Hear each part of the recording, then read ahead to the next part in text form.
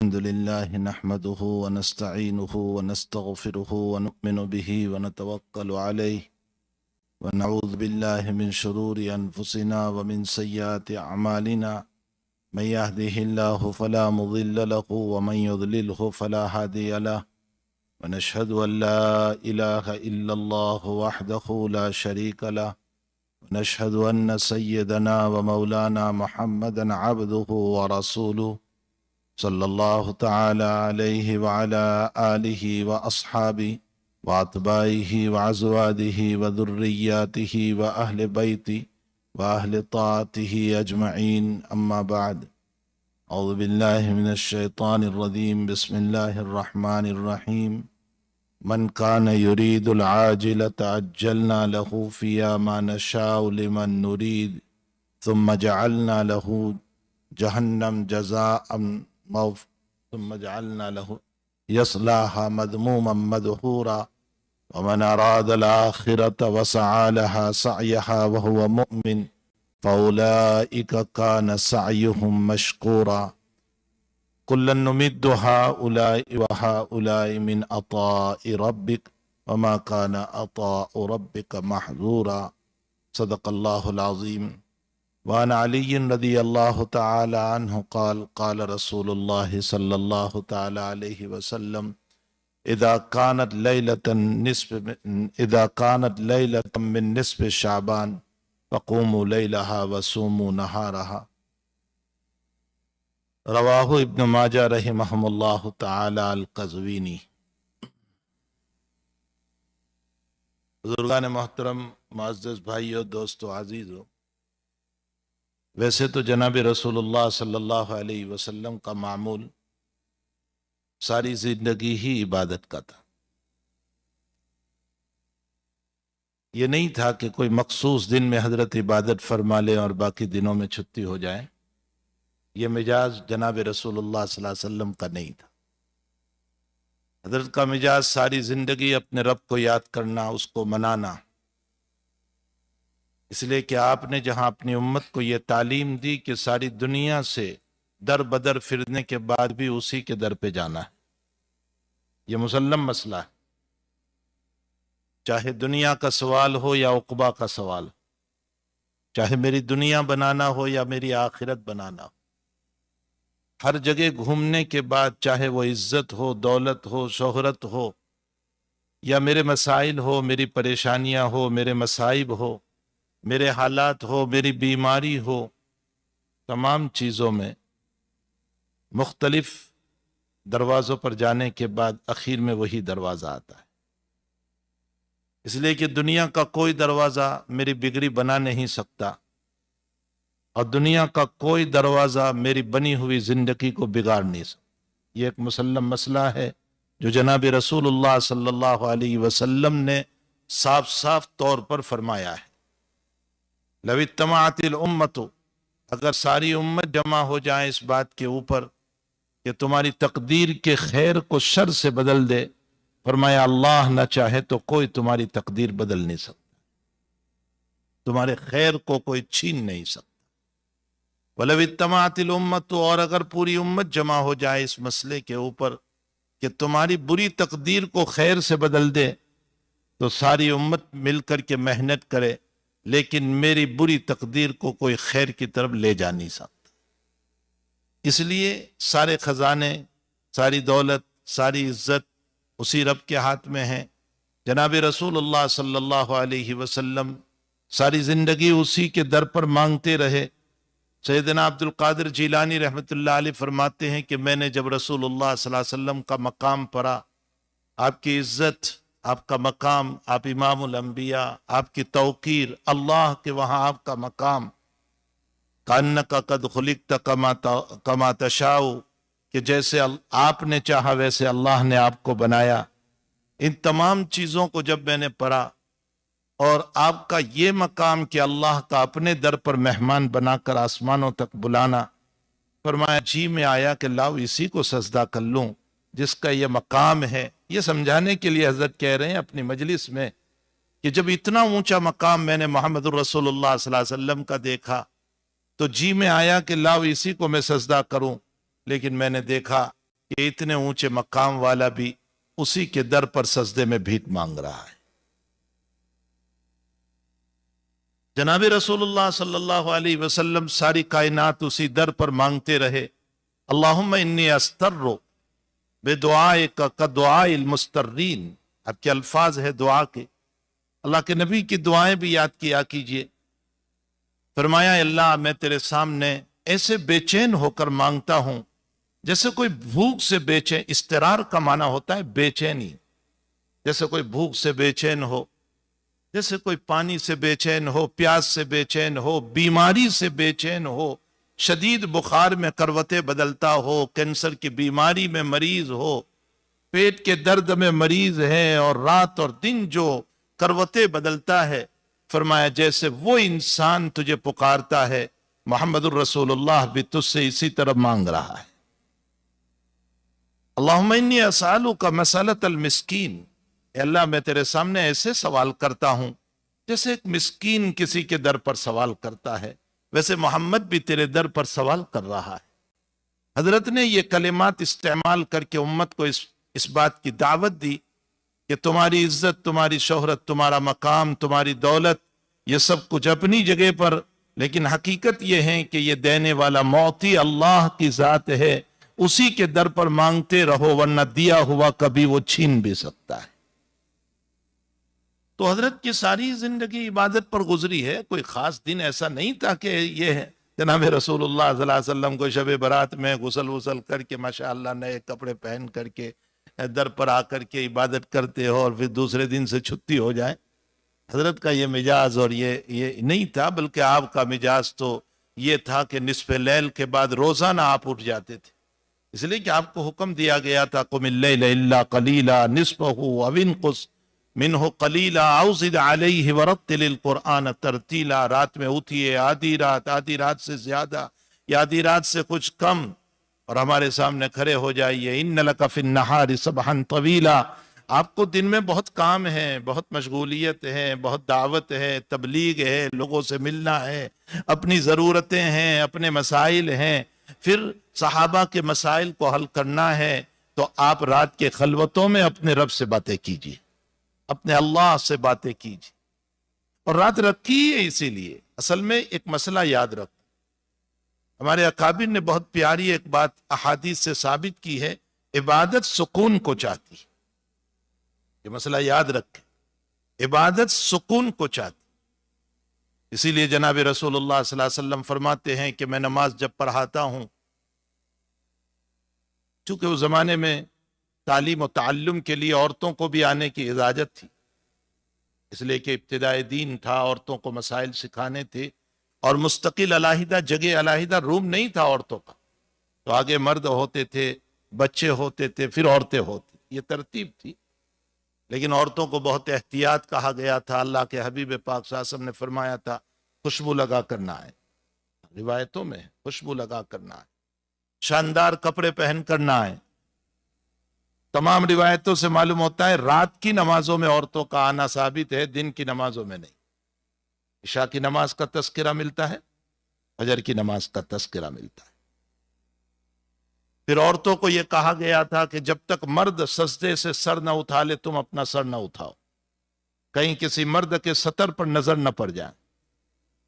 پھر اس کے ساتھ ساتھ یہ بھی کہا گیا کہ عورتیں نماز پڑھ کے فوراً نکل جائیں، اور مردوں کو کہا گیا کہ تم بیٹھے رہو تاکہ اختلاط نہ ہو، ملنا نہ ہو۔ لیکن امی جان حضرت عائشہ رضی اللہ تعالیٰ عنہ فرما رہی ہے بخاری شریف کی روایت میں کہ اگر میرے آقا ہوتے اور اس وقت امت کی عورتوں کے حالات دیکھتے تو میرا نبی منع کر دیتا۔ حالانکہ وہ خیر القرون کا زمانہ ہے، صحابیات کا زمانہ ہے، نیک لوگوں کا زمانہ ہے، لیکن اس کے باوجود بہت سارے صحابہ کرام نہیں چاہتے تھے۔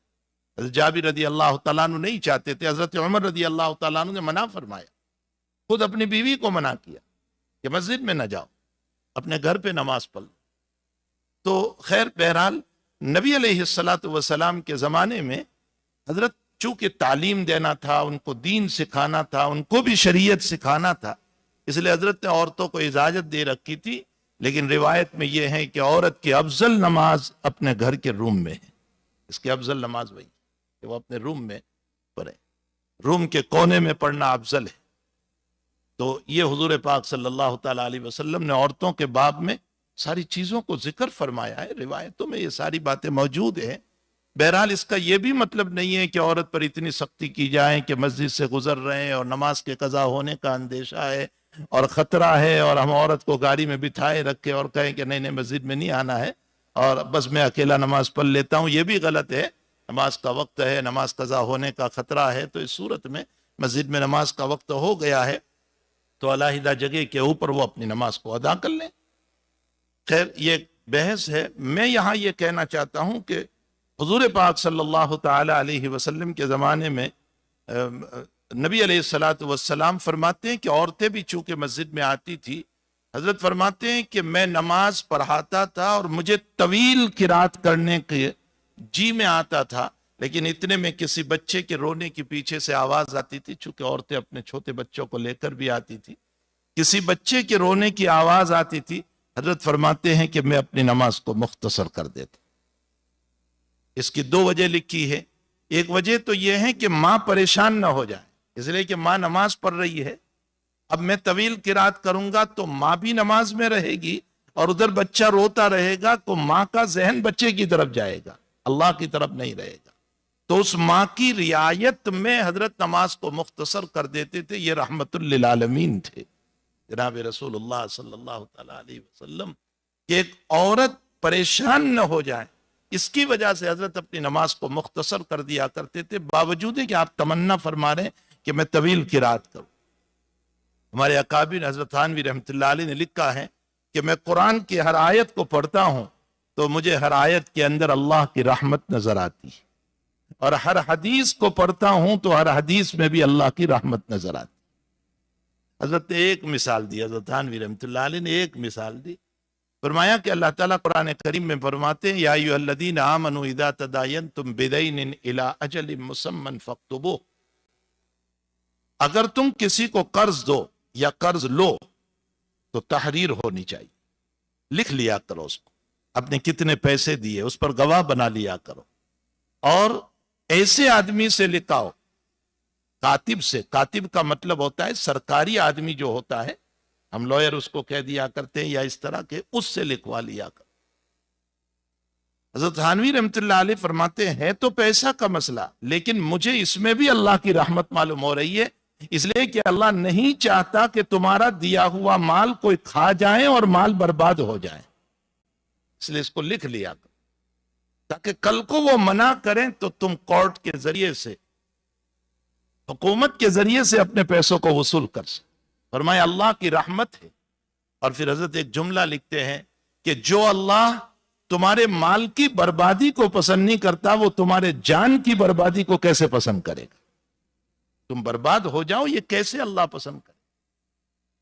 اور جب دنیا میں بربادی کو پسند نہیں کرتا ہے تو آخرت میں بربادی کو اللہ کیسے پسند کرے گا؟ اس لیے فرمایا ما یفعل اللہ بعذابکم ان شکرتم وآمنتم، اللہ تمہیں عذاب دے کر کیا کرے گا؟ ما یفعل اللہ بعذابکم ان شکرتم، اللہ کے شکر گزار بندے بنو اور ایمان لے آؤ، وکان اللہ شاکرا علیما، اللہ تمہارا شکر ادا کرے گا، خالق ہو کر کے یہ 2-4 رکعت پڑھنے والے کا اللہ شکر ادا کر رہا ہے، وکان اللہ شاکرا، یعنی ثواب عطا کرے گا، اور تمہارے اعمال کو وہ خوب جانتا ہے کہ تم نے اس کی رضا کے لیے کیا ہے یا دنیا کی رضا کے لیے کیا ہے، تو وہ علیم بھی ہے، وہ جانتا بھی ہے۔ تو ہر آیت میں اللہ کی رحمت معلوم ہو رہی ہے۔ مسلم شریف کتاب الایمان کی روایت میں ہے کہ نبی اکرم صلی اللہ علیہ وسلم سے سوال ہوا کہ یا رسول اللہ اگر کوئی چور ڈکیت آ جائے میرے گھر میں اور میرا مال لوٹنے لگے اور اس سے میرا مقابلہ ہو جائے اور میں اسے مار دوں تو فرمایا معاف ہے، فرمایا وہ مجھے مار دے تو فرمایا تو شہید ہے۔ کتاب الایمان کی روایت حضرت فرماتے ہیں کہ تو شہید ہے۔ اب یہاں سوال یہ ہوتا ہے کہ میں تو میرے مال کے لیے مارا گیا، اس کی حفاظت کے لیے، کوئی خاص عبادت کے لیے نہیں، میں تو میرے مال کے لیے علماء محققین نے لکھا ہے کہ مومن کا مال ایمان کی وجہ سے قیمتی ہو گیا، اس لیے کہ نسبت الایمان ہو گئے اس کی۔ تو جیسے مومن قیمتی ہے، مومن کا مال بھی قیمتی۔ بشرطے کہ وہ حلال کا ہو، جائز ہو، ناجائز نہ ہو، حرام کا نہ ہو۔ تو ایمان کی طرف نسبت ہونے کی وجہ سے اس کا مال بھی بڑا قیمتی بن گیا۔ تو بہرحال ہر حدیث کے اندر نبی علیہ السلام کی رحمت معلوم ہو رہی ہے، ہر آیت میں اللہ تعالیٰ کی رحمتیں معلوم ہو رہی ہے۔ تو حضور پاک صلی اللہ علیہ وسلم کا معمول گرامی تو نصف لیل کے بعد اللہ کے سامنے کھڑے ہونا، اور کبھی 5 پارے، کبھی 6 پارے، کبھی 7 پارے، کبھی 8 پارے پڑھنا، اور جتنا طویل قیام، اتنا طویل رکوع اور اتنا طویل سجدہ۔ میرا اور آپ کا سجدہ شاید 3 سبحان ربی الاعلیٰ کا ہوتا ہے، یا زیادہ سے زیادہ 5 سبحان ربی الاعلیٰ کا ہوتا ہے۔ حضرت کا سجدہ جتنا قیام طویل ہوتا تھا اتنا ہی طویل آپ سجدہ بھی فرماتے تھے۔ عائشہ صدیقہ رضی اللہ تعالیٰ عنہ فرماتی ہے کہ حضرت جو ہے نماز پڑھتے رہتے تھے اور میں سامنے لیتی رہتی تھی۔ حضرت جب سجدے میں آتے تو میرا پاؤں دبا دیتے، کوئی بہت بڑا مکان نہیں تھا، تو یہاں سامنے حضرت عائشہ لیتی ہوئی ہے اور حضرت نماز پڑھ رہے ہیں۔ جب حضرت سجدے میں آتے تھے تو میرا پاؤں دبا دیتے، تو میں اپنے پاؤں کو سمیٹ لیتی تھی، پھر حضرت سجدہ فرماتے۔ تو حضرت عائشہ سے پوچھا گیا حضرت عروہ رحمۃ اللہ علیہ نے کہ کیا آپ کو پتہ نہیں چلتا تھا کہ نبی علیہ السلام سجدے میں آ رہے؟ تو فرمایا بیٹے کیا بتاؤں تمہیں، ہمارے گھروں میں قندیل اور دیا اور چراغ جلانے کے لیے تیل نہیں ہوا کرتا تھا، بس اندھیرا ہوتا تھا، اور اس اندھیرے کے اندر جو ہے حضرت نماز پڑھتے تھے، اور پھر حضرت کا طویل قیام ہوتا تھا، میں اتنا بیدار کیسے رہتی، تو میں سو جاتی تھی۔ حضرت جب سجدے میں آتے تھے تو میرا پاؤں دبا دیا کرتے تھے، تو میں اپنے پاؤں کو سمیٹ لیتی تھی۔ بہرحال حضرت کا تو روزانہ ہی کا معمول تھا کہ اللہ کے دربار میں کھڑے ہوتے تھے اور اس کو راضی کرتے تھے، اس سے مانگتے تھے۔ اللہ تعالیٰ نے آپ کو فرمایا تھا قم اللیل الا قلیلا، اور پھر عجیب و غریب بات یہ ہے کہ 5 نمازیں بعد میں آئی ہے، تہجد پہلے آئی ہے۔ تہجد تو سن نبوی 3 کے اندر نازل ہوئی، قم اللیل الا قلیلا مزمل جو ہیں وہ نبوت کے 3رے سال نازل ہوئی، اور 5 نمازیں آپ کو ملی ہیں معراج میں، اور معراج علی حسب الاختلاف، ہجرت سے 2 سال پہلے، 1 سال پہلے یا 3 سال پہلے آپ کو ہجرت ہوئی ہے، تو 5 جو ہے معراج ہوئی ہے، تو آپ کو 5 نمازیں بعد میں ملی ہیں اور تہجد پہلے ملی۔ اور عجیب بات یہ ہے کہ پہلے مدثر کا نزول ہوا جس میں تبلیغ کا حکم دیا گیا، یا ایھا المدثر قم فانذر وربک فکبر، آپ اٹھیے، ڈرائیے امت کو، اپنے رب کی بڑائی بیان کیجئے، اس کے بول بولیے، اس کی توحید بیان کیجئے، اس کی عظمت بیان کیجئے، اس کی عزت بیان کیجئے، اس کا مقام بیان کیجئے۔ وربک فکبر وثیابک فطہر، اپنے کپڑوں کو پاک رکھ کے، یہ نہیں کہ شب برات میں ہی پاک کر کے آنا ہے اور پھر باقی دنوں میں گندے پھرتے رہنا ہے، یہ مطلب نہیں ہے، ہمیشہ پاک رہنا ہے۔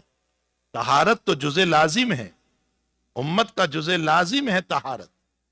یہ طہارت وہ چیز ہے کہ جناب رسول اللہ صلی اللہ علیہ وسلم کا غزر 2 قبر کے اوپر سے ہوا اور دونوں کو عذاب ہو رہا تھا۔ حضرت نے فرمایا من دفنتم اليوم، یہ کون لوگ ہیں جن کو تم نے دفن کیا؟ فرمایا حضرت ابھی قریب زمانے میں دفن ہوئے ہیں۔ فرمایا میں سن رہا ہوں ان دونوں کو عذاب ہو رہا ہے، اور ایک کو عذاب ہو رہا ہے پیشاب کے قطروں سے بچتا نہیں تھا اس لیے عذاب ہو رہا ہے، اور دوسرے کو عذاب ہو رہا ہے کہ وہ چغل خوری اور نمیمہ کرتا تھا، اس کی بات اس کو، اس کی بات اس کو، اور پھر لڑانا۔ جیسے آج کل ایک فضا بن چکی ہے، ایک مجاز بن چکا ہے کہ ایک دوسرے کی باتوں کو نقل کر کے پھر آپس میں کیسے ٹکراؤ ہو جائیں، تصادم ہو جائیں، ان کے درمیان جھگڑا کیسے ہو جائیں، اور ہم دیکھ کر کے تماشا بھی بنے رہے، تماشا دیکھتے رہیں۔ فرمایا اس کی بنیاد پر عذاب ہوتا ہے۔ اسی لیے علماء نے لکھا ہے کہ قیامت کے دن پہلا سوال نماز کا ہوگا، نمازیں کتنی لے کر آئے، اور نماز کا مقدمہ طہارت ہے، وضو، اور قبر یہ آخرت کا مقدمہ ہے، تو اس مقدمے میں مقدمے کا سوال ہوگا، یعنی قبر میں طہارت کا سوال ہوگا، اور قیامت کے دن نماز کا سوال ہوگا، اور حقوق العباد کے اندر سب سے پہلا سوال قتل کا ہوگا۔ کسی کو مارا تو نہیں ہے، قتل کر کے نہیں آیا، اور قتل کی ابتدا یہ نمیمہ اور چغل خوری سے ہوتی ہے، اس لیے کہ لڑائیاں یہیں سے شروع ہوتی ہے 2 آدمیوں کے درمیان، تو قبر کے اندر چغل خوری کے اوپر عذاب ہوتا ہے۔ تو طہارت تو جزء لازم ہے، انسان کو پاک صاف رہنا چاہیے۔ طہارت اور صفائی اور نظافت رکھنا چاہیے. حتیٰ کہ نبی اکرم صلی اللہ علیہ وسلم نے فرمایا کہ نظفوا افنیتکم، اپنے مکان کے باہر کی جو جگہ ہیں اس کو بھی صاف رکھو. اس لیے کہ باہر کی صفائی مکان کی صفائی، اور مکان کی صفائی ذات کی صفائی، اور ذات کی صفائی اندر کی صفائی، یہ راستہ ہے. تو اندر کی صفائی تک پہنچنے کے لیے ضروری ہے. اور وضو خاص طور پر ہم کو دیا گیا. وضو کا معنی ہی ہوتا ہے ضوءن. ضوءن کا معنی روشنی، نورانیت. اور وضو کوئی اس امت کے ساتھ خاص نہیں ہے، وضو تو پہلے بھی تھا. روایتوں میں ملتا ہے کہ سارہ رضی اللہ تعالیٰ عنہ کو ظالم بادشاہ نے پکڑ لیا غلط کام کرنے کے لیے، اور سیدنا ابراہیم علیہ السلام ساتھ ہے. تو سارہ رضی اللہ تعالیٰ عنہ نے وضو فرما کر 2 رکعت نماز پڑھی. معلوم ہوتا ہے وضو پہلے بھی ہے. جریز نامی ایک اللہ والے گزرے ہیں، جب ان پر ایک الزام آ گیا اور لوگوں نے جو ان پر الزام لگایا کہ یہ جو بچہ ہے یہ اس کے ناجائز سے پیدا ہوا ہے، تو جریز نے وضو کیا اور 2 رکعت نماز پڑھی اور اللہ سے دعا کی اور اللہ نے مسئلے کو حل کیا. معلوم ہوتا ہے وضو تو پہلی امتوں میں بھی تھا، لیکن وضو کی بنیاد پر اعضاء کا چمکنا قیامت کے دن، ہمارے ہاتھوں کا چمکنا، ہمارے چہرے کا چمکنا، ہمارے پاؤں کا چمکنا، یہ تمام کا تمام یہ اس امت کی خصوصیت، یہ اگلی امتوں کو نہیں ہوگا. اسی لیے حضور پاک صلی اللہ علیہ وسلم سے پوچھا گیا کہ قیامت کے دن آپ اپنی امت کو کیسے پہچانیں گے؟ فرمایا اعضائے وضو کی چمک سے پہچان لوں گا کہ یہ میرا امتی. اعضائے وضو کی چمک سے. اس لیے علماء نے لکھا ہے کہ وضو ہو تو بھی اگر اور مرتبہ وضو کر لو تو بہتر ہوگا. وضو علی الوضو نور، یہ بہتر ہوگا کہ وضو ہے پھر بھی وضو کرو تاکہ ضوء اور روشنی اور چہرہ منور ہو. تو بہرحال مدثر جو ہے پہلے دی گئی اور اس کے بعد فوراً مزمل آپ کو دی گئی. اس میں اشارہ کیا گیا اس بات کی طرف کہ پیغمبر صلی اللہ علیہ وسلم آپ جو تبلیغ کرنے والے ہیں، مدثر قم فانذر وربک فکبر، اس تبلیغ میں بڑی معین، بڑی مددگار، بڑی تعاون کرنے والی اگر کوئی نماز ہے تو وہ رات کی نماز ہے. اس رات کی نماز میں جتنا دل اللہ سے لگاؤ گے، دن کے کاموں میں اللہ کی نصرت اترے گی، اللہ تعالیٰ کی مدد اترے گی. یہ دونوں میں مناسبت ہے. اس لیے مدثر پہلے ہیں اور مزمل اس کے بعد ہیں. اس لیے ارباب تبلیغ کو، ارباب تعلیم کو، ارباب تدریس کو، ہر ایک کو چاہیے کہ تہجد کے اپنے آپ کو عادی بنائیں، 2-4 رکعت پڑھیں. میں نہیں کہتا ہوں کہ 4 بجے سے اٹھ جائیں، 4:30 بجے سے اٹھ جائیں. اس وقت قریباً 6:15 پر جا کر کے صبح صادق ہو رہی ہے. ہم 5:30 بجے اٹھتے اور 5:30 بجے اٹھ کر کے اپنی کچھ ضرورتوں کو پوری کر کے مختصر، میں یہ بھی نہیں کہتا ہوں کہ 1 پارہ پڑھو، آدھا پارہ پڑھو، 2 پارے پڑھو، یہ نہیں کہہ رہا ہوں، مختصر پڑھو. چاہے والضحیٰ اور علم نشرح پڑھ لو اور علم ترى اور لیلاف پڑھ لو، لیکن اٹھو اور اٹھنے کے بعد اللہ کے سامنے 2-4 رکعت پڑھ کر کے حق تعالیٰ کے سامنے خلوت کے اندر، جب میں اور میرا اللہ ہوتا ہوں، بچے بھی سوئے ہیں، بیوی بھی سوئی ہے، سارے لوگ سوئے ہوئے ہیں اور اب اپنے خلوت میں اپنے اللہ سے باتیں کر رہے ہیں. علماء نے لکھا ہے کہ تہجد کے موقع پر نزول رحمت رب جو ہے، یعنی اللہ کی رحمت جو نازل ہوتی ہے، اس کی سب سے بڑی وجہ یہ ہے کہ فرائض میں سے تو ہے نہیں، یہ تہجد نماز فرض تو ہے نہیں، یہ تو سنت ہے. پھر اتنا بڑا مقام تہجد کو دے دیا گیا. تو حافظ ابن حجر عسقلانی رحمۃ اللہ علیہ نے لکھا ہے کہ اصل میں تہجد پڑھنے والا اپنے 3 محبوبوں کو چھوڑتا ہے. تہجد جو پڑھتا ہے نا، وہ 3 محبوب کو چھوڑتا ہے. پہلا محبوب کون ہے اس کا؟ پہلا محبوب اس کی میٹھی نیند ہے. جس کو رات بھر نیند نہ آئی ہو اس کو بھی صبح نیند آ جاتی، جس کو دانت میں درد ہو اس کو بھی نیند آ جاتی. تو صبح کی نیند احلا، حدیث میں آتا ہے احلا، بہت میٹھی نیند ہوتی ہے، بہت میٹھی نیند ہوتی ہے. تو یہ اس کی محبوب تھی، اس نے محبوب کو اللہ پر قربان کر دی. اور دوسرا وہ گرم گرم بستر تھا، خصوصاً ونٹر کے اندر، اور ماشاءاللہ یہاں کے ماحول میں جب باہر سے سردی کے ہوائیں اور جھونکے چل رہے، اور ایسے وقت میں بہترین لحاف اوڑھ کر کے سونا، یہ بڑا محبوب تھا اس کو. اس نے اپنے اس محبوب کو بھی چھوڑ دیا. اور تیسرا اپنی محبوب بیوی جس کے ساتھ سویا ہوا تھا اس کو بھی چھوڑ دیا. رب کریم فرماتے ہیں یہ تینوں محبوبوں کا چھوڑنا اپنے رب کی محبت میں ہے، تو پھر تیرا رب بھی تجھے اپنی رحمتوں سے نواز رہا ہے. یہ وجہ لکھی. تو بہرحال قم اللیل الا قلیلا، یہ رات کی نماز جو ہے نا بہت محتم بالشان، اور امت نے اس نماز کو چھوڑ دیا ہے۔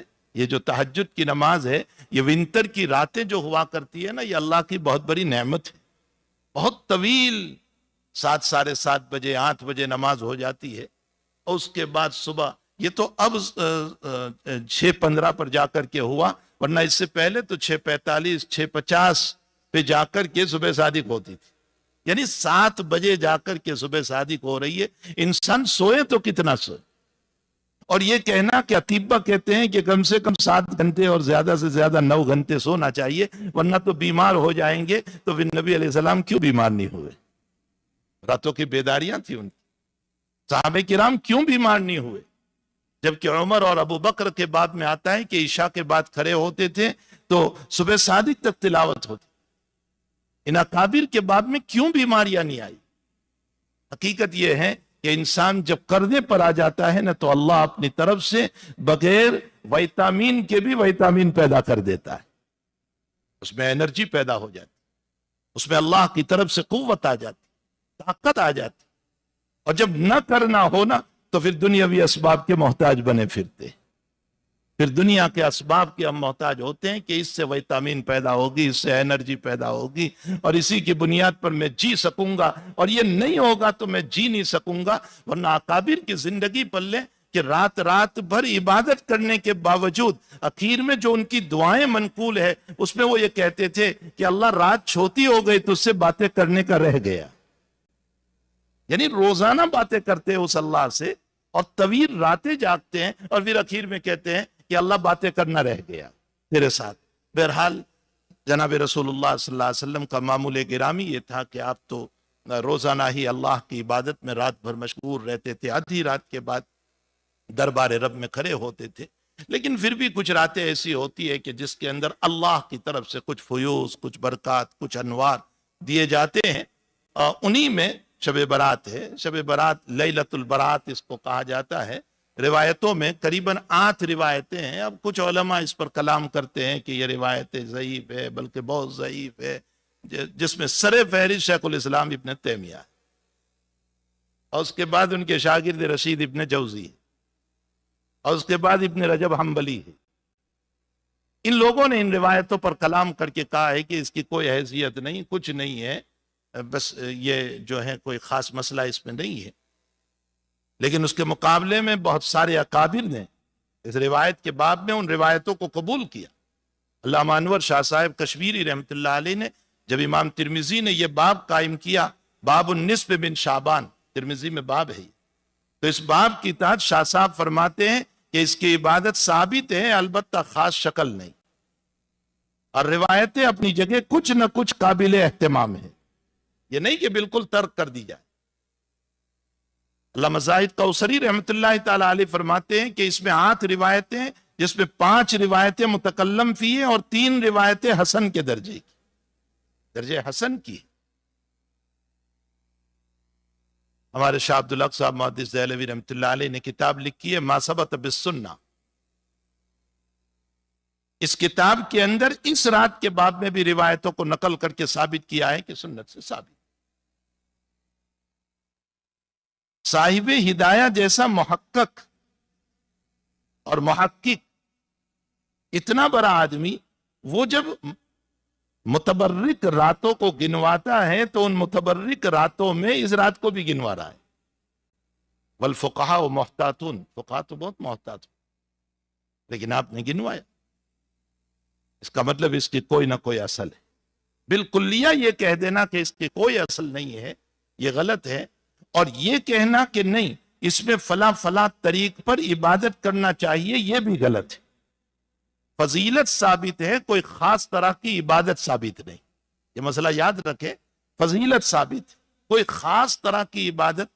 خاص طرح کی عبادت کا مطلب یہ ہوتا ہے کہ 4 رکعت اس عنوان سے پڑھیں اور جماعت کے ساتھ پڑھیں، اور 4 رکعت اس عنوان سے پڑھیں اور جماعت کے ساتھ پڑھیں، اور اس کے لیے باقاعدہ جماعت کی جائے، یہ سب ممنوع ہے، بلکہ افضل یہ ہے کہ اپنے گھروں کے اندر یہ نفلی عبادت کی جائے، یہ افضل ہے۔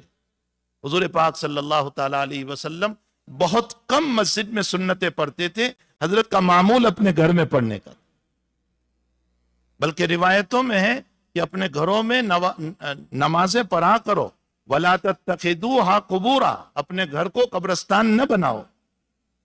گھروں کو قبرستان نہ بنانے کا مطلب جیسے مردے قبرستان میں نماز نہیں پڑھتے، اگر تم بھی گھروں میں نماز نہیں پڑھو گے تو تمہارا گھر بھی ایک قبرستان ہے۔ تو اپنے گھروں کو قبرستان نہ بناؤ، وہاں نوافل پڑھا کرو، وہاں سنت۔ ہاں یہ اور بات ہے کہ اگر ہم مسجد سے نکلنے کے بعد خطرہ یہ ہے کہ شیاطین الانس کھڑے ہوں گے باہر، شیاطین الجن تو ہوتے ہی ہے، شیاطین الانس بھی ہوتے، یہ قرآن سے ثابت ہے، من شر الوسواس الخناس الذی یوسوس فی صدور الناس من الجنت والناس، یہ وساوس ڈالنے والے من الجنت بھی ہے اور والناس بھی ہے۔ تو باہر شیاطین الانس کھڑے ہوں گے اور باتوں میں لگا کر کے ہماری سنتوں کو ضائع کر دیں گے، تو پھر یہیں پڑھ لو، پھر یہیں پڑھ لینا بہتر ہے، ورنہ نوافل کو اپنے گھروں میں پڑھنا چاہیے تاکہ ہمارا گھر قبرستان نہ بن جائے۔ اور گھر میں پڑھنے کے بڑے فوائد ہیں، علماء نے لکھا ہے، ایک حکمت تو یہ لکھی ہے کہ گھروں میں پڑھیں گے تو اللہ شیاطین کو گھروں سے دور کرے گا، اور ہمارے گھروں میں اگر پاک جن ہیں، اس لیے کہ ہر مکان میں یہ مخلوق ہوا کرتی ہے، ہمیں پتہ نہیں ہوتا ہے، تو پاک جن ہیں تو ان کو تقویت ملتی ہے، بلکہ وہ ہماری تعاون میں کرتے۔ دوسرا فائدہ یہ ہے کہ گھروں میں اگر ہم نوافل پڑھیں گے تو فائدہ یہ ہوگا کہ ہماری اولاد کی تربیت ہوگی، وہ ہمیں دیکھ کر پڑھیں گے۔ تیسرا سب سے بڑا فائدہ یہ لکھا ہے کہ گھروں میں بیٹھ کر گناہ بھی بہت ہو جاتے ہیں، فون لے کر کے بیٹھتے ہیں، کسی کو پتا تو ہے نہیں، اب چلی ہے اس کی اس کی دنیا بھر کی برائیاں چلتی ہے، گھروں میں بیٹھ کر ہی تو چلتا ہے سب، چپ چاپ تاکہ کسی کو پتا نہ چلے۔ تو جس گھر میں ہم نے بیٹھ کر برائیاں کی ہے، حدیث شریف میں ہے کہ جس جگہ ہم نماز پڑھتے ہیں وہ قیامت کے دن گواہی دے گا۔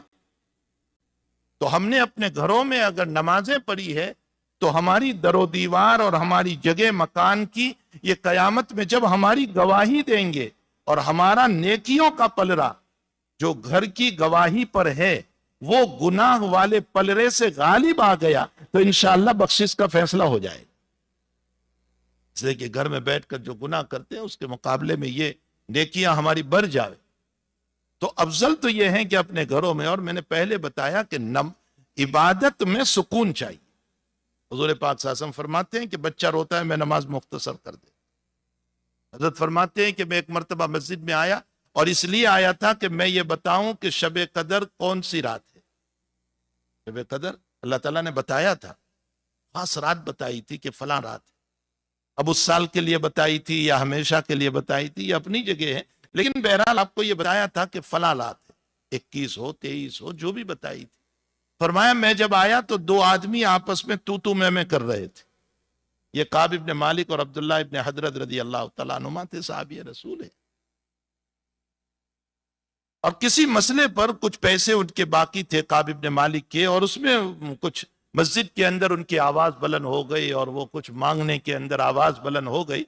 حضرت فرماتے ہیں کہ میں آیا تو تھا تمہیں رات بتانے کے لیے، لیکن ان دونوں کی آواز میں صلح میں پڑ گیا، اور ان کے صلح کے اندر پڑنے کی وجہ سے اللہ نے میرے دماغ سے اس رات کو بھلا دیا، یعنی تعین کو بھلا دیا۔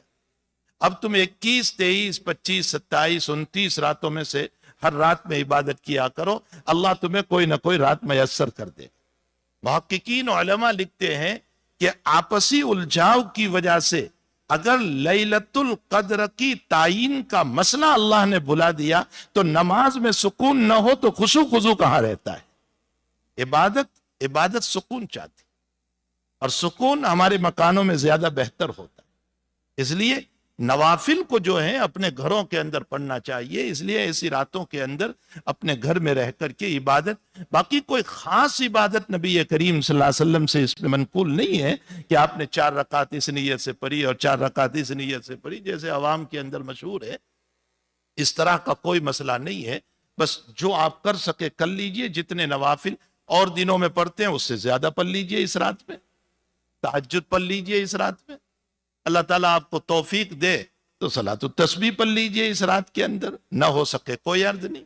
اور اگر کچھ بھی نہیں ہوا ہے تو فکر نہ فرمائیں، عشاء کی نماز جماعت کے ساتھ اور فجر کی نماز جماعت کے ساتھ پڑھ لیں اور رات میں اپنے آپ کو برائیوں سے بچا لیں. بس اپنی رات کو سو کر کے چاہے گزار دیں، دونوں نمازوں کو جو ہے سکون کے ساتھ جماعت کے ساتھ پڑھ لیں. باقی یہ کہ برائی نہ کریں. تو کوئی خاص عبادت کا طریق نہیں بتایا ہے جناب رسول اللہ صلی اللہ علیہ وسلم نے، اس لیے اس میں غلو نہیں کرنا چاہیے. دوسری بات کہ ترمذی شریف کی روایت ہے کہ حضرت عائشہ رضی اللہ تعالیٰ عنہ فرماتی ہے کہ میں رات میں حضرت میرے مکان سے اٹھ کر کے گئے اور میں آپ کی تحقیق میں نکلی. اگرچہ روایت ضعیف ہے، اس میں کچھ روات ضعیف ہے، لیکن بہرحال اس روایت سے اتنا ضرور ثابت ہوتا ہے کہ نبی کریم صلی اللہ علیہ وسلم کو میں نے دیکھا کہ وہ قبرستان میں ہے. حضرت سے میں نے پوچھا کہ حضرت آپ یہاں آئے؟ تو فرمایا کہ آج لیلۃ النصف من شعبان ہے، یعنی جس کو ہم شب برات کہتے ہیں، 15ویں رات ہے، تو اس لیے میں یہاں آیا ہوں اور میں مرحومین کے لیے دعائے مغفرت کرنے آیا ہوں. معلوم ہوتا ہے کہ اس رات میں دعائے مغفرت کرنا چاہیے. اس کے لیے یہ ضروری نہیں ہے کہ آپ قبرستان ہی جاؤ، یہ مسئلہ بھی سمجھ لیں. دعائے مغفرت اپنی جگہ بھی ہو سکتی. حضرت سے ایک مرتبہ کی یہ روایت ملتی ہے. تو بہرحال دعائے مغفرت اس رات میں کرنا چاہیے، اپنے مرحومین کے لیے، اپنے والدین کے لیے، اپنے مشائخ کے لیے، اپنے اساتذہ کے لیے، اپنے اقارب کے لیے، اپنے رشتہ داروں کے لیے، امت مسلمہ کے لیے اس رات میں دعائے مغفرت کرنی چاہیے. پھر حدیث شریف میں ہے کہ ایک قبیلہ تھا بنو کلب، وہ بکریاں گوٹس بہت پالتا تھا، بہت پالتا تھا. تو حضرت نے فرمایا کہ اس رات کے اندر بنو کلب کی بکریوں کے بال جتنے ہیں اوپر، وہ بال کے برابر اللہ تعالیٰ اس رات میں لوگوں کی مغفرت فرماتے ہیں. جب اتنے سارے لوگوں کی مغفرت فرماتے ہیں تو ہم اپنی بھی مغفرت مانگ لیں، اپنے اقارب کی مغفرت مانگ لیں، اپنے والدین کی مغفرت مانگیں، اپنے رشتہ داروں کی. مجھے ایک عمل یاد آ گیا، وہ میں آپ کو ذکر کر دوں. 70,000 مرتبہ کلمہ شریف کو محفوظ کر لو، پڑھو. ضروری نہیں ہے ایک دن میں، زندگی میں 70,000 70,000 مرتبہ لا الہ الا اللہ، لا الہ الا اللہ. ہر 20-25 مرتبہ کے بعد ایک مرتبہ پورا کلمہ پڑھ لو، یعنی محمد الرسول اللہ. باقی صرف لا الہ الا اللہ پڑھتے رہیں. فرمایا کہ جس نے 70,000 مرتبہ، شیخ عبداللہ تستری رحمت اللہ تعالیٰ علیہ کے باب میں حضرت شیخ مہا زکریا صاحب نے، ملا علی قاری نے اور ترجمان السنہ میں یہ واقعہ نقل کیا ہے. فرمایا کہ 70,000 جس نے لا الہ الا اللہ پڑھ لیا ہے، اللہ اس کی ضرور مغفرت فرمائیں گے اور ایمان پر خاتمہ فرمائیں گے. اور وہ جس کو ہدیہ کرے گا اپنے یہ کلمات، وہ جہنم کے تہ میں ہوگا تو اللہ اس کی مغفرت فرمائیں گے. تو اب شیخ نے بھی اس واقعے کو نقل کیا ہے کہ شیخ عبداللہ کے پاس کوئی صاحب آئے، انہوں نے کہا کہ میری بہن شدید عذاب میں ہے.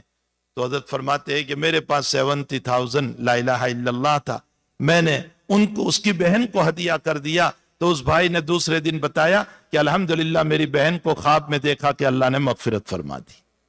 تو کم سے کم اپنی ذات کے لیے تو اس کو پڑھ کر کے اپنے پاس محفوظ رکھے. اللہ کا ورد، اللہ کا کلمہ بہت بڑی چیز ہے. تو مرحومین کے لیے مغفرت، اپنے لیے مغفرت، اور پھر اس کے ساتھ ساتھ عزم و ارادہ کہ ہم آئندہ جو ہیں اللہ تعالیٰ کی عبادت کرتے رہیں گے. صرف انہی راتوں کے اندر، یہ کوئی ضروری نہیں ہے، یہ تو فضیلت کی راتیں ہیں، اپنی جگہ ہیں. باقی عبادت تو ہر وقت کرنا ہے. 5 نمازیں ہر وقت فرض ہے، وہ پڑھنا ہی پڑھنا ہے. سنن اپنی جگہ فرض ہے، سنت ہے، وہ اپنی جگہ پڑھنا ہی پڑھنا ہے. البتہ ایک آخری بات یاد رکھ لیجئے کہ چند لوگوں کی مغفرت جیسا کہ روایت میں ہے اس رات میں نہیں ہوتی. وہ 5 لوگ ہیں جن کی مغفرت نہیں ہوتی. اس میں نمبر 1 مشرک، وہ چاہے شب برات ہو چاہے شب قدر ہو، وہ چاہے رمضان ہو چاہے رمضان کا آخری عشرہ ہو. یہ مسئلہ یاد رکھے، مشرک کی مغفرت نہیں ہوتی. نمبر 2، مغفرت نہ ہونے کا مطلب یہ نہیں ہے کہ دائمی طور پر مغفرت نہیں ہوگی، بلکہ مغفرت نہ ہونے کا مطلب یہ ہے کہ ابھی اس حال میں ان کی مغفرت نہیں ہوتی. ان گناہوں کے ساتھ اگر توبہ کر لیں گے تو اللہ مغفرت کر دے گا. مشرک کی توبہ قبول ہوتی ہے، مغفرت ہے. دوسرا، ان راتوں کے اندر اور کس کی؟ والدین کا نافرمان. ہاں یہ سن لیں، والدین کا نافرمان، اس کی مغفرت نہیں ہوتی. یہ مسئلہ یاد رکھیں کہ وَقَضَىٰ رَبُّكَ أَلَّا تَعْبُدُوا إِلَّا إِيَّاهُ وَبِالْوَالِدَيْنِ إِحْسَانًا کی تحت لکھا ہے کہ ہمارے والدین چاہے کافر ہو، مشرک ہو، نافرمان ہو، اللہ کے باغی ہو، کچھ بھی ہو، لیکن ہمیں توہین کی اجازت نہیں، ان کی بات میں ان کے کفر و شرک میں ہاں نہیں ملانا ہے۔ وہ گناہ کا حکم کریں تو لا طاعۃ لمخلوق فی معصیت الخالق، ان کی اطاعت نہیں کرنا لیکن ان کی توہین نہیں کرنا۔ ہم دو چار مسئلے پڑھ لیتے ہیں تو اپنے والدین کے اوپر جو ہے بس نہ معلوم کیا اپنے آپ کو علامہ سمجھ لیتے ہیں کہ اپنے والدین کے اوپر زور زور سے بولنے لگتے۔ تو وبالوالدین احسانا اما یبلغن عندک الکبر احدہما او کلاہما، جنہوں نے بڑے پیار سے بڑی محبت سے ہمیں بڑا کیا ہے، بچپن میں ہماری وجہ سے ان کا سونا چھوٹا، رات کی نیند چھوٹی، ہمارے رونے پر وہ روئے، ہمارے ہنسنے پر وہ ہنسے، ہمیں چلتے سکھایا، ہمارے منہ میں نوالا رکھا، ہماری بیماریوں پر وہ طرف گئے، جنہوں نے اتنی قربانیاں دی ہو، اللہ اپنی توحید کے ساتھ ان کو بیان کر رہا ہے۔ وبالوالدین احسانا فلا تقل لہما اف ولا تنہرہما، ان کو جھڑکنا مت، ان کے سامنے اف بھی نہ کہنا، وقل لہما قولا میسورا، نرم بات کرنا ان کے ساتھ، اور ان کے لیے دعا کرنا رب ارحمہما کما